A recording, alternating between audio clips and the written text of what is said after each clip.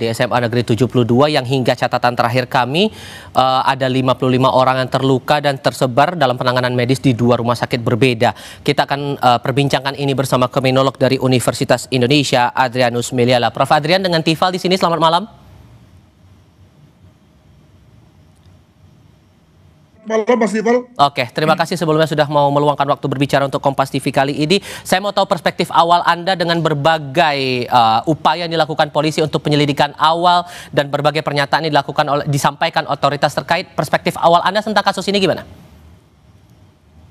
Ya, pertama tentu saya juga mengucapkan berduka ya dan mengharapkan kesembuhan segera dari para korban, kembali bisa ke rumah dan berkumpul dengan keluarga. Ya, saya bisa bayangkan keluarga tentu akan kaget sekali dengan situasi ini dan mungkin ada yang shock. Maka moga-moga segera bisa sembuh dan kembali ke rumah seperti sedia kala dan bisa kembali sekolah.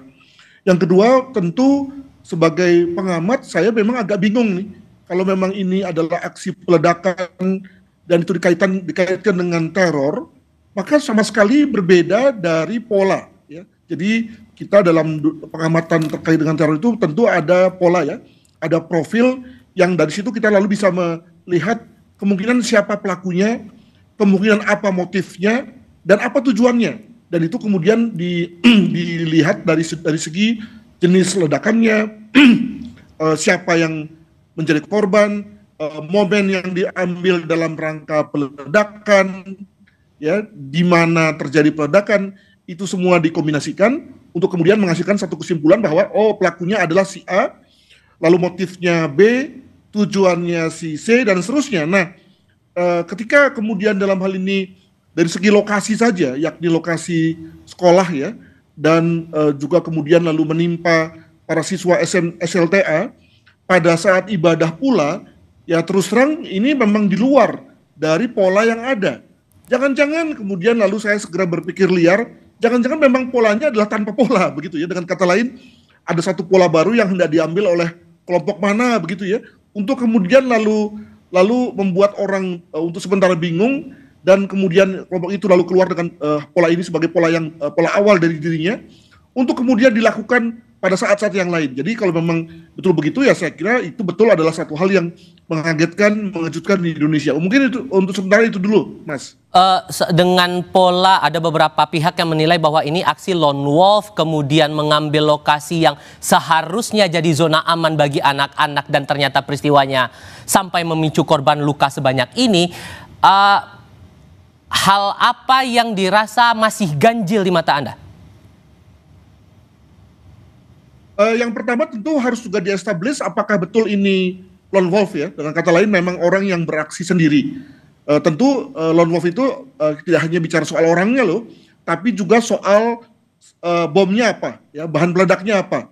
Demikian juga kalau kita bicara mengenai bahan peledaknya itu lalu di mana dia, karena lone wolf juga pada dasarnya ingin selamat tuh, ingin bisa mengulangi lagi perbuatannya, bahkan juga ingin menikmati melihat hasil perbuatannya. Makanya kemudian lalu juga ada semacam asosiasi antara lone wolf dengan orang-orang yang komputer freak ya, orang-orang yang memang jago komputer, di mana kemudian dia bisa mengamati ya dan merasa puas dengan peledakannya. Nah, apakah yang terlihat di beberapa foto yang beredar itu adalah pelakunya?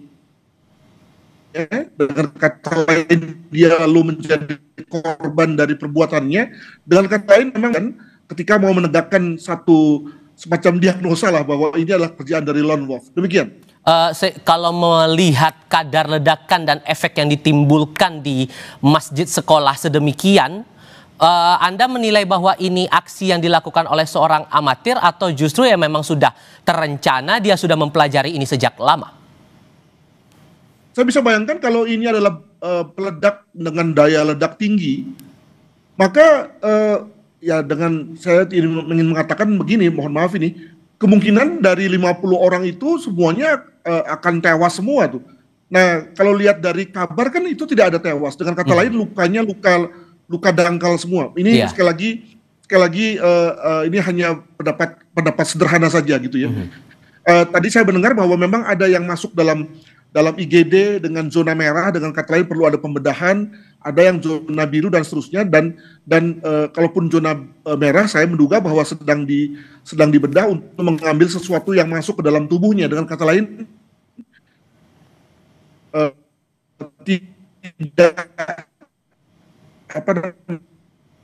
tidak Prof. Adrian, mengakibatkan korban. sorry Prof. Adrian, sorry saya potong dulu. Tadi sempat terjeda karena sinyal kita. Sorry Prof. Adrian, mungkin boleh diulang lagi? Ya, jadi saya menduga bahwa kalau ini adalah satu akibat dari bahan peledak dengan daya ledak tinggi, maka saya menduga bahwa korban yang 55 orang itu tentu sudah jauh lebih berat dari sisi lukanya, bahkan mungkin ada yang meninggal dunia. Nah, tadi memang saya menduga bahwa tadi mendengar ada yang dibawa ke IGD dan ada yang tidak semuanya masuk dalam zona merah, ada yang zona biru dan seterusnya. Dengan kata lain, lukanya luka yang ringan saja, luka di permukaan saja. Kalaupun misalnya ada yang di zona merah, maka saya duga lebih kepada karena ada benda masuk ke dalam tubuhnya, ya, sehingga lalu perlu ada pembedahan ketimbang sebagai sesuatu yang membahayakan nyawa dari yang bersangkutan. Moga-moga begitu ya, gitu Mbak. Dengan ada bukti senjata mainan di TKP, bisakah kita kemudian mendalami maksud, motif, dan tujuan dari munculnya aksi ini di dalam kompleks sekolah ini, Prof. Adrian? Itu juga hal yang menarik ya, apalagi kalau kita membaca, saya dikirimi foto senjata itu dengan tulisan-tulisan ya, di mana tulisan itu misalnya salah satunya ada nama seorang pelaku penembakan massal di negara lain ya, yang kemudian lalu ditulis di situ. Itu maksudnya apa ya? Apa memang dia si pelaku itu mengidentikan dirinya dengan orang itu misalnya, atau yang lain? Demikian juga misalnya ada tulisan-tulisan dengan bahasa Inggris ya, itu maknanya apa? Jadi saya kira memang kita perlu lihat dulu siapa pelaku ini, kenapa dia memilih kata-kata itu dalam rangka senjata itu. Demikian juga mengapa memasukkan senjata mainan dalam lingkungan sekolah. Ini tentu hal yang menarik ya, yang saya pribadi tidak bisa menafsirkannya sekarang karena nanti mungkin akan terlalu kasar. Gitu Mas.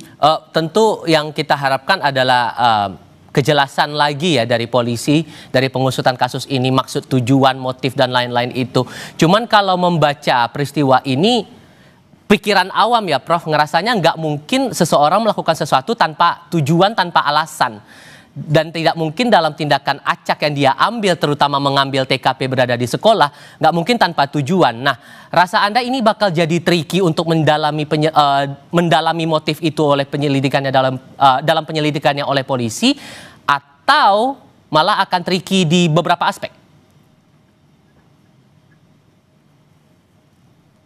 Ya, jadi jangan selalu juga, saya setuju tadi dengan apa yang dikatakan oleh Pak Wamenko Polkam, bahwa jangan cepat-cepat langsung ke teror, dalam arti bahwa itu dilakukan oleh organisasi teroris yang melakukan kekerasan dengan motif politik. Jadi jangan lupa loh, bahwa yang membedakan antara kekerasan dengan teror adalah adanya motif politik. Mungkin ini hanya soal kekerasan, di mana mungkin dalam hal ini juga motifnya adalah motif non kekerasan. Dengan kata lain, motif yang bisa saja itu terjadi terkait dengan orang yang marah, orang yang emosi, orang yang sakit hati, di mana lebih berada pada level kriminalitas ya, sehingga lalu kemudian kita kenakan pidana umum ketimbang kita kenakan pidana terorisme. Jadi kita beranjak dulu saja pada terjadi kekerasan, dan kelihatannya bahwa kekerasan itu agak jauh ya dari sesuatu yang bernuansa politik, sehingga kemudian kita bisa pakai label yakni bahwa itu adalah serangan teror ya. Kalau misalnya betul bahwa itu adalah teror, kenapa di sekolah, kenapa mainan, itu kan juga sesuatu hal yang menjadi menarik. Pun juga misalnya ledakan, sekali lagi ledakan juga tidak harus terkait dengan teror. Ada saja kemungkinan ledakan itu terkait dengan misalnya kimia yang mungkin saja ada di sekolah tersebut terkait dengan misalnya lab kimia. Ini saya duga-duga saja ya, jangan dianggap sebagai bahwa itu adalah yang terjadi gitu ya. Demikian juga misalnya dalam rangka bom molotov, itu kan satu dalam tanda kutip senjata yang dibuat entah untuk apa, dengan teknologi yang rendah, dengan teknologi yang mudah sekali ya, dengan cara yang mudah. Mungkin sekali lalu kemudian karena terlalu panas atau juga sudah keburu tersulut gitu ya, sehingga kemudian lalu meledak. botolnya pecah, dan itu yang kemudian mengena pada siswa-siswa yang sedang beribadah. Mungkin begitu, sehingga kemudian sekali lagi betul juga ya bahwa kita tidak perlu harus mengaitkan dengan konteks secara politik sebagaimana kita kenal yang diurus oleh teman-teman Densus dan BNPT. Begitu.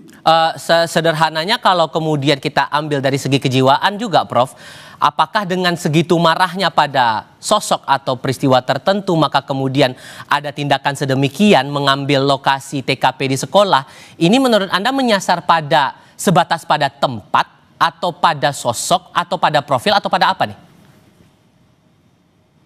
Ya, tadi saya dibisiki teman ini bahwa kelihatannya ini soal anak sekolah ini, ya, anak sekolah yang marah, yang kesel dengan teman-temannya, dan kemudian lalu melakukan satu tindakan yang tidak proporsional, ya gitu ya.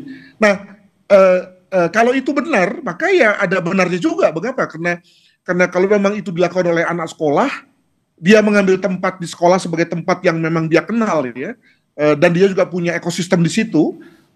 Circle-nya juga circle sekolah, maka ketika kemudian dia mengalami situasi tidak senang, marah, emosi terkait dengan situasi yang dialaminya, maka wajar kalau kemudian sumbernya juga di situ juga. Kita akan coba elaborasi soal itu, terutama bagaimana laporan terbaru kita akan tinjau di beberapa titik. Kita jeda sebentar untuk dengarkan kumandang azan maghrib. Tetap bersama